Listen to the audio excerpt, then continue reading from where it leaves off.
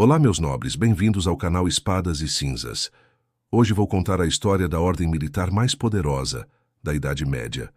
Monges guerreiros que começaram como 9 cavaleiros pobres e se tornaram banqueiros da Europa, que respondiam apenas ao Papa e financiavam reis, que eram considerados heróis invencíveis das cruzadas e que em uma única manhã, sexta-feira, 13 de outubro de 1307, foram presos em massa, torturados pela Inquisição e queimados vivos como hereges adoradores de demônios. Esta é a história dos Cavaleiros Templários, de como o poder absoluto se torna alvo perfeito, de como a ganância de um rei destruiu a ordem mais leal da cristandade, e de como a maldição de um homem queimando vivo se tornou realidade.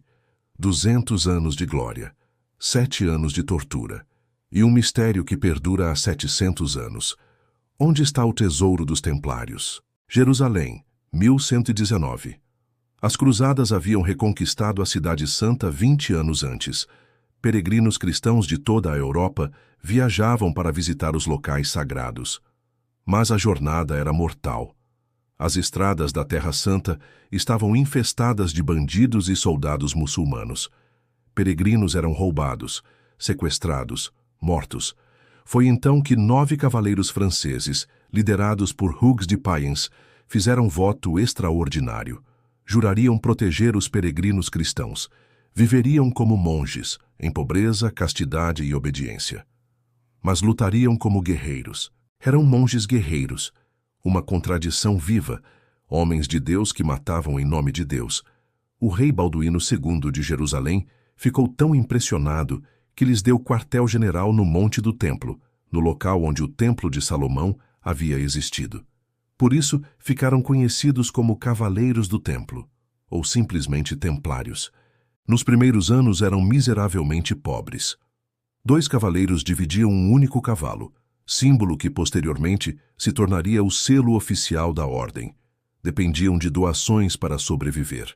Eram 9 homens tentando proteger milhares de peregrinos através de centenas de quilômetros de território hostil. Era impossível, mas a ideia era poderosa.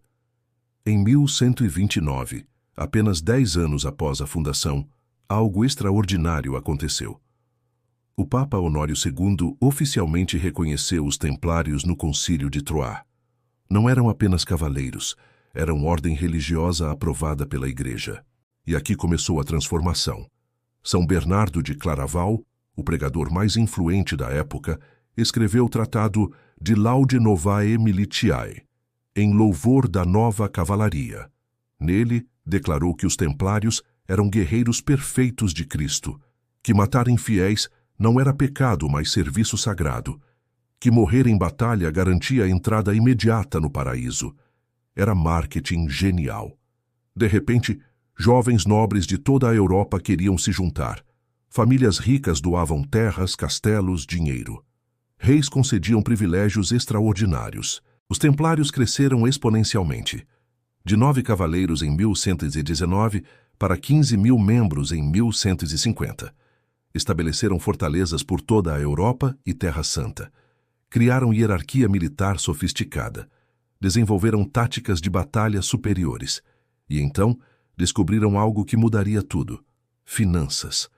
Peregrinos ricos enfrentavam um problema constante: como levar ouro em segurança através de milhares de quilômetros. Bandidos os atacavam. O dinheiro era roubado. Os templários ofereceram solução revolucionária: deposite seu ouro em qualquer fortaleza templária na Europa. Receba uma nota criptografada. Viaje levando apenas o papel. Chegando à Terra Santa, apresente a nota em qualquer fortaleza templária e receba o equivalente em ouro local.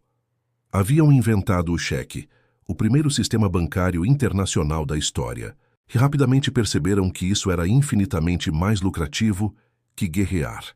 Começaram a oferecer empréstimos, a guardar tesouros de reis e nobres, a gerenciar propriedades, a cobrar juros, algo tecnicamente proibido pela Igreja, mas que conseguiam contornar através de interpretações teológicas criativas. Em poucas décadas, os Templários se tornaram a instituição financeira mais poderosa da Europa. Reis deviam fortunas a eles. papas dependiam de seus empréstimos. Possuíam terras por toda a cristandade. Tinham frota própria de navios comerciais. Operavam minas e vinhedos. Eram literalmente ricos demais para medir. Estimativas modernas sugerem que, no auge, os templários controlavam riqueza equivalente a bilhões de dólares atuais e tinham privilégios únicos. Respondiam apenas ao Papa. Nenhum rei podia prendê-los ou julgá-los. Não pagavam impostos. Podiam cruzar fronteiras livremente.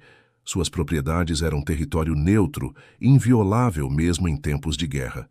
Eram Estado dentro de Estados, exército privado, banco internacional, ordem religiosa. Tudo ao mesmo tempo. Mas havia problema crescente. A Terra Santa estava sendo perdida. Fortaleza após fortaleza caía para Saladino e seus sucessores.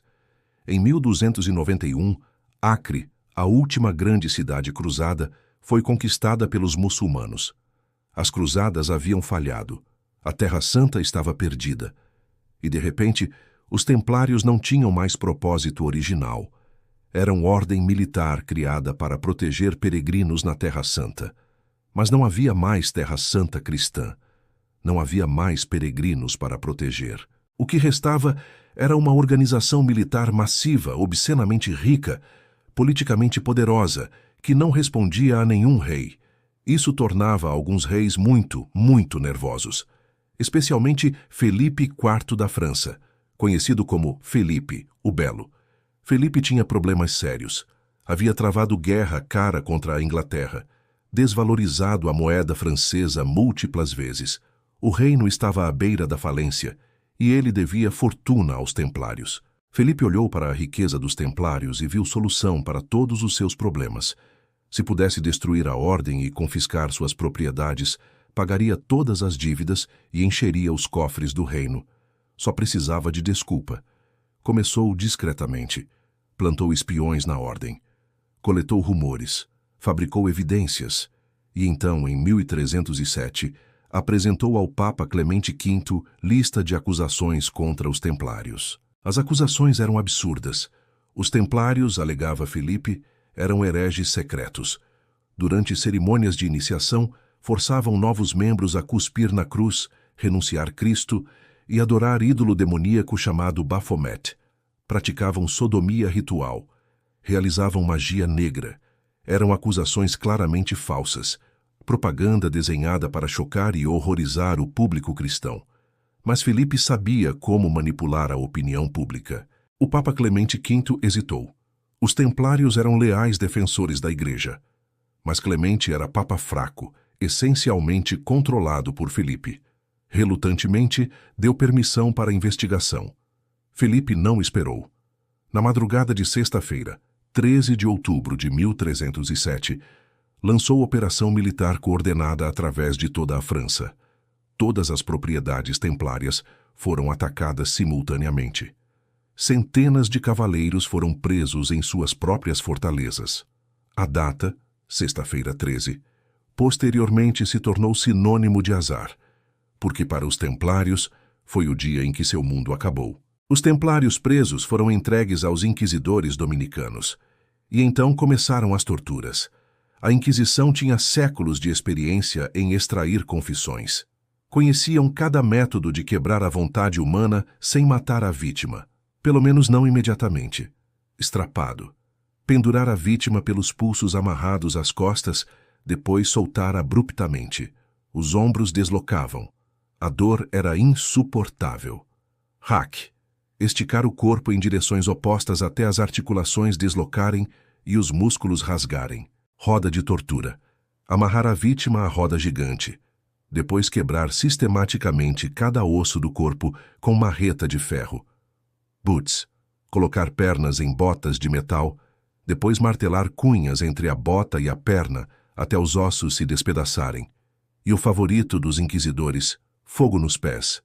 Cobrir os pés da vítima com gordura, depois segurá-los sobre brasas até a carne literalmente cozinhar e se soltar dos ossos. Os templários eram guerreiros experientes. Haviam enfrentado morte em batalha múltiplas vezes. Mas nada os preparou para a tortura sistemática e científica da Inquisição. Um por um quebraram. Confessaram adorar Baphomet. Confessaram cuspir na cruz. Confessaram práticas sexuais depravadas. Confessaram tudo que os inquisidores queriam ouvir, porque quando você está sendo torturado, confessaria qualquer coisa para fazer a dor parar. Jacques de Molay, o grão-mestre dos Templários, líder de toda a ordem, foi preso em Paris. Ele também foi torturado. Ele também confessou. Mas confissões sob tortura não eram suficientes. A Igreja exigia que confissões fossem reafirmadas publicamente, sem tortura presente, para serem válidas. Quando alguns templários foram trazidos perante audiências públicas e retiraram suas confissões, explicando que haviam confessado apenas para parar a tortura, os inquisidores tinham resposta. Aqueles que retiravam confissões eram hereges reincidentes e deviam ser queimados vivos. Em maio de 1310, 54 templários que retiraram confissões foram queimados em fogueira pública nos arredores de Paris. Foram amarrados a estacas, madeira empilhada ao redor e incendiados enquanto multidão assistia. Queimar vivo é morte horrorosa. O fogo não mata instantaneamente. Primeiro queima a pele externa, depois os tecidos. As vítimas gritam e se contorcem enquanto a carne queima. O cheiro é insuportável. Eventualmente, se tiverem sorte, a fumaça sufoca antes que as chamas atinjam órgãos vitais. Caso contrário, morrem lentamente de choque, desidratação e dor. A mensagem era clara: confesse e viva em prisão, ou mantenha a inocência e morra nas chamas. A maioria escolheu viver. Mantiveram confissões falsas. O processo continuou por anos.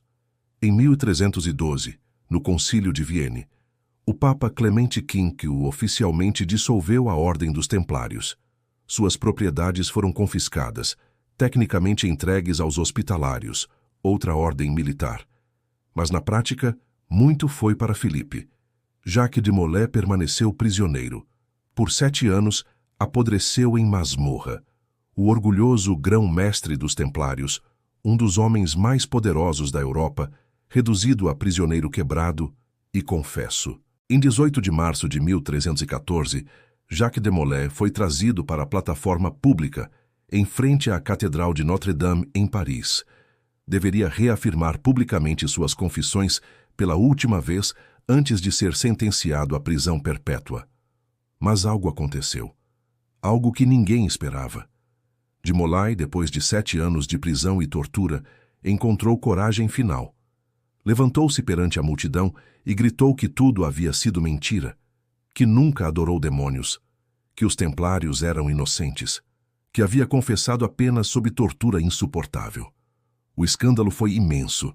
Os oficiais do rei entraram em pânico. Filipe, furioso, ordenou execução imediata. Não haveria mais julgamento. De Molay seria queimado vivo naquela mesma tarde. Uma fogueira foi erguida apressadamente em pequena ilha no rio Sena, a Ilha de Javiot. Jacques de Molay e Geoffroy de Charnay, outro líder templário que também retirou confissão, foram amarrados a estacas. Enquanto as chamas se acendiam, de Molay gritou suas últimas palavras, palavras que se tornariam legendárias. Papa Clemente, Rei Felipe, antes de 1 ano eu os convoco a comparecer perante o tribunal de Deus para receber seu justo julgamento. Malditos, malditos, malditos até a 13ª geração. As chamas consumiram o grão-mestre. A ordem dos templários morreu com ele. Mas a maldição parecia ter poder próprio. Papa Clemente V morreu 1 mês depois, em 20 de abril de 1314. Causa oficial: doença intestinal. Mas as circunstâncias foram suspeitas e súbitas. Rei Filipe IV morreu em novembro do mesmo ano, menos de 8 meses após a execução de Molay. Durante caçada, sofreu acidente misterioso.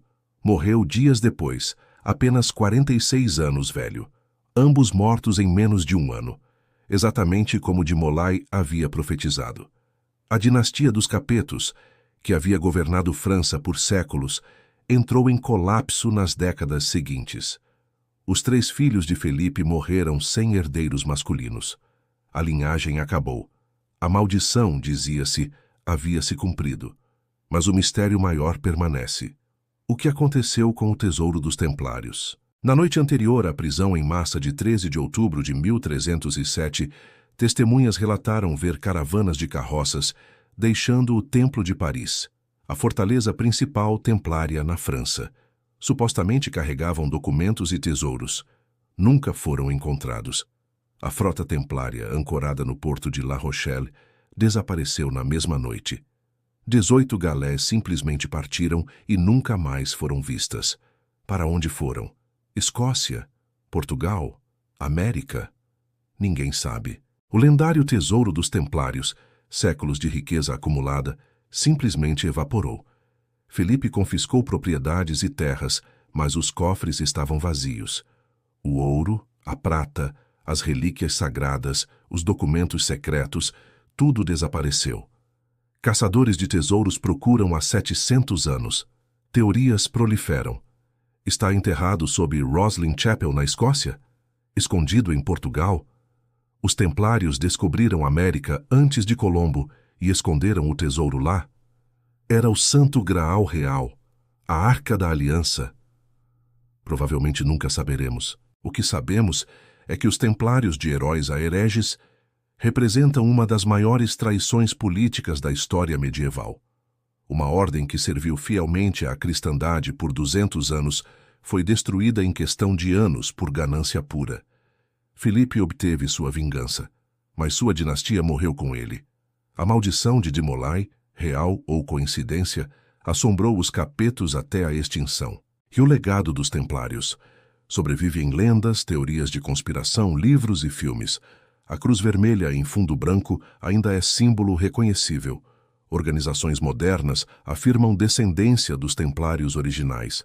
Mas a verdadeira ordem, aqueles 9 cavaleiros que juraram proteger peregrinos em 1119, morreu nas fogueiras de Paris em 1314, gritando inocência até o último suspiro. Se você chegou até aqui, nobre espectador, agora conhece a história completa dos Templários, da glória à destruição, de 9 cavaleiros pobres aos banqueiros mais ricos da Europa, de heróis das cruzadas a hereges queimados vivos. Ainda há mais histórias das trevas medievais. A Cruzada das Crianças, o canibalismo documentado, a Inquisição Espanhola, Vikings e seus rituais de sangue. Se você quer mais histórias dark da Idade Média, se inscreva no canal e ative o sininho. Deixe nos comentários qual história você quer ver no próximo vídeo.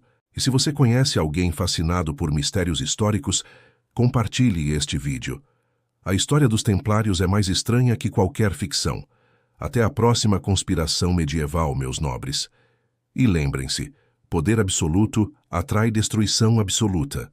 Os Templários aprenderam isso da forma mais brutal possível.